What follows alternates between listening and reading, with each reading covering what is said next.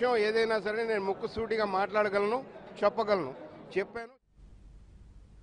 Front ఏర్పాటు చేసి ఓట్లు చీల్చాలనే ఆలోచనే తప్ప కేసీఆర్ కు ప్రజల విషయంలో కళ వెంకట్రావు విమర్శించారు.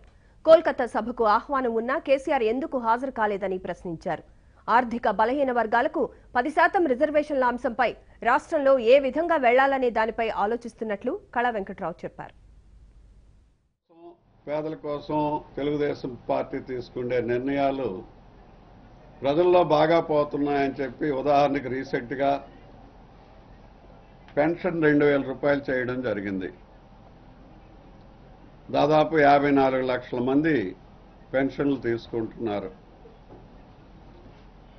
వారి కుటుంబ సభ్యులు వేస్తే కోట్లలో ఉంటాయి కాబట్టి ఓట్లు ఒక 6 సంవత్సరాల క్రితం జరిగేటటువంటి ఇన్సిడెంట్స్ లేదు డిస్కషన్ షర్మిళ గారి పైన 6 ఏళ్ల క్రితం వచ్చినటువంటి ఆరోపణలు ఏవైతే ఉన్నాయో వాటిని రిపీట్ చేస్తూ దీన్ని పక్కదారి పట్టించాలనే ఒక ప్రయత్నం ఏదైతే ఉందో అది కూడా పక్కకు పోయింది. ఎందుకు? ఏదో రాజకీయం చేయాలి, ఏదో మాట్లాడాలి, ఏవో తీసుకురావాలి, ప్రజెంట్ ఏదైతే జరుగుతుందో దాన్ని కనుమరుగయ్యే విధంగా చేయాలనే పద్ధతిలో 6 సంవత్సరాల క్రితం ఏవైతే కొన్ని ఇన్సిడెంట్స్ లేదు కొంత విషయ డిస్కషన్ జరిగిందో ఆ డిస్కషన్ మళ్ళీ ఇప్పుడు తీసుకురావాలి, తద్వారా సింపతి పొందాలని వైఎస్ఆర్సీపీ కాంగ్రెస్ షర్మిళ గారి ద్వారా ఏదైతే ట్రై చేశారో దాన్ని కూడా ప్రజలు ఎక్కడ పట్టించుకునేటటువంటి దాఖలాలు కానీ డిస్కషన్ కానీ లేకపోవడం కూడా ప్రజలు ఏ విధంగా ఉన్నారు, వాళ్ళు ఏ విషయాల్ని కన్సర్న్లోకి తీసుకుంటున్నారు అనేటటువంటిది కూడా కొన్ని పార్టీలు ఆలోచించుకోవాల్సినటువంటి అవసరం ఉంది అని చెప్పి మీ ద్వారా నేను మనవి చేస్తున్నాను.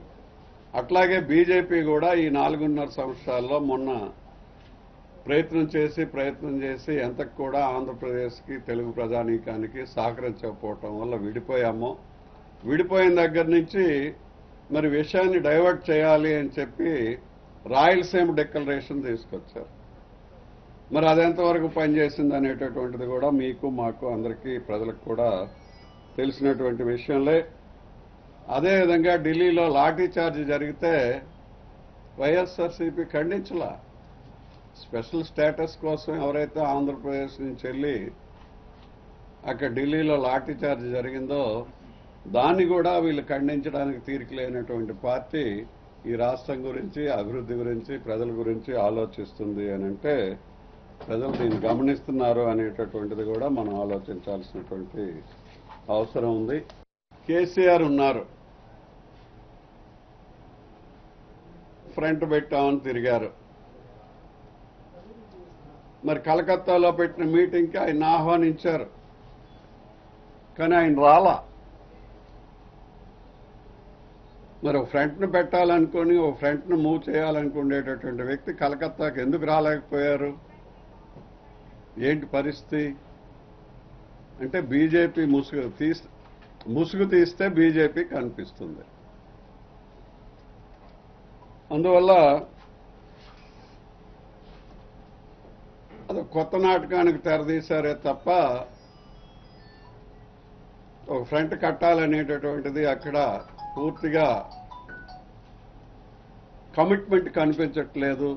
బీజేపీ కనుసన్నల్లో ఈ ఫ్రంట్ను తయారు చేయాలి అనుకున్నదే ప్రజలకు కనిపిస్తుంది తప్ప దాంట్లో చిత్తశుద్ధి లేదు అనేటటువంటిది నిన్న ఎప్పుడైతే ఈ మీటింగ్కి రాలేకపోయారో మరి బీజేపీ ముసుగు తీస్తే బీజేపీ కనిపిస్తుంది.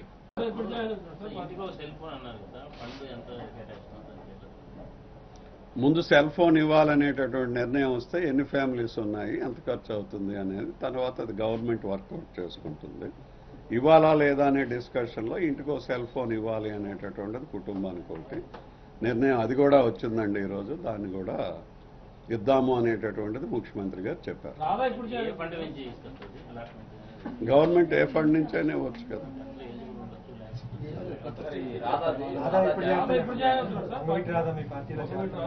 ఆ డిస్కషన్ ఇక్కడ రాలేదండి, ఆ డిస్కషన్ ఇక్కడే రాలేదు. ఇక్కడ డిస్కస్ చేసిన విషయాలు మనం మాట్లాడాలి.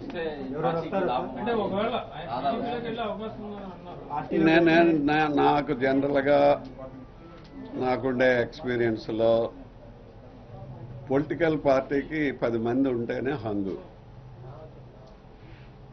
10 మందితో కలిసేదే. అన్ని రకరకాల మనుషులు ఉంటారు అంటారు పొలిటికల్ ఫీల్డ్లో కానీ మామూలుగా కానీ. అందరికీ ప్రతి ఒక్కరికి ఒక్కొక్కటి ఉంటుంది. అట్లాగే పొలిటికల్ పార్టీకి 10 మంది వచ్చి చేరితే 10 మంది ఉంటేనే దాని తాలూకా సొగసు. అందరం కలిసి పనిచేసి ప్రజలకి మంచి చేయడానికి, రాష్ట్ర అభివృద్ధిలో పాలు పంచుకోవటానికి ఎక్కువ మంది కార్యకర్తలు పొలిటికల్ పార్టీకి చాలా అవసరం. నాయకులు కూడా అవసరం. అది చూద్దాం. అది ఏం డిస్కషన్ జరుగుతుందో చూద్దాం.